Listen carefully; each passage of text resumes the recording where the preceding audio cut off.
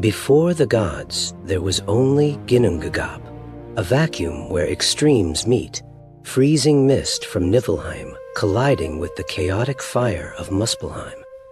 Within this void, there is no sky, no earth, and no human life.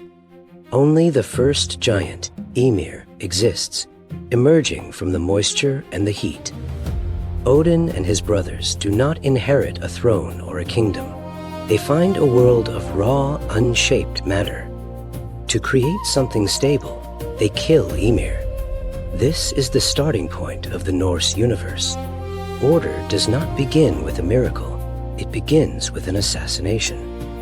This schematic shows how the physical world was engineered from violence.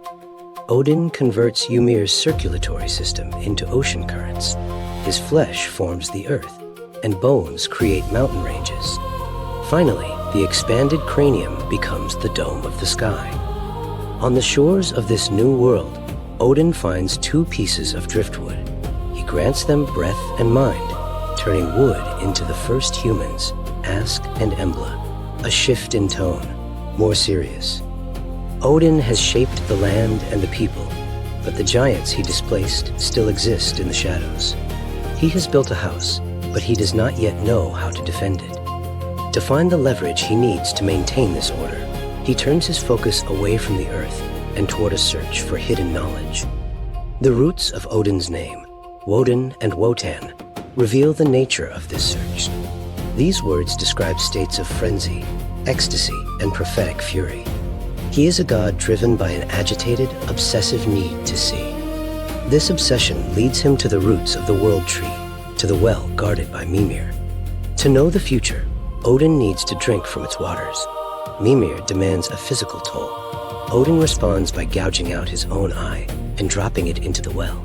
He is willing to diminish his physical self to expand his sight. He does not observe the truth.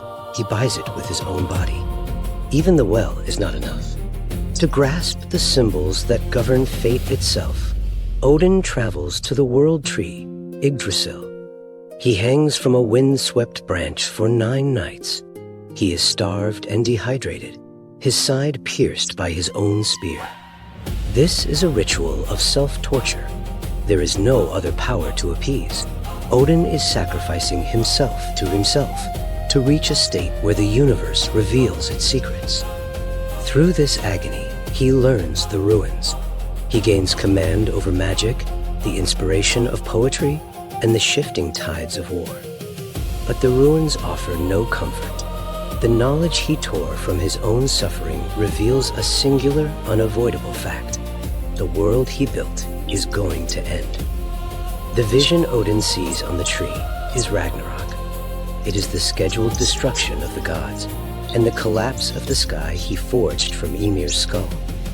Knowing this, he turns Asgard into a fortress. He builds Valhalla not as a palace, but as a barracks for the end of the world. He sends the Valkyries to every battlefield to claim the souls of the dead. He is harvesting an army of ghosts to fight a war he knows is already lost. Every act of kingship, every strategic move, and every drop of blood spilled is a desperate attempt to delay a prophecy he himself discovered. The myth concludes with a final cost. In the heat of Ragnarok, the monstrous wolf Fenrir will kill the god who built the world. Consider the scale of his effort. Who sculpted the earth from a corpse, gave life to humanity, and mutilated himself for wisdom. Yet he cannot change a single line of his own ending. Odin's story endures as a study of Glost.